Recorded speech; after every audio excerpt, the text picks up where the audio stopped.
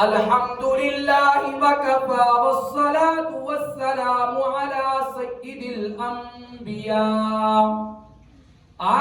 سيد الأنبياء والمرسلين والحمد لله رب العالمين.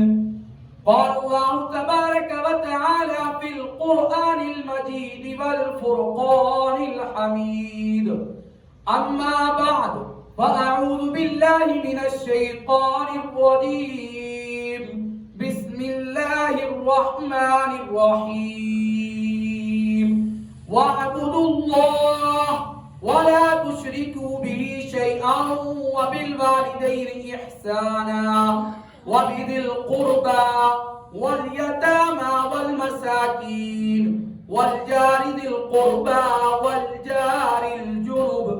صدق الله العظيم وصدق رسوله النبي الكريم، ونحن على ذلك لمن الشاهدين والشاكرين، والحمد لله رب العالمين.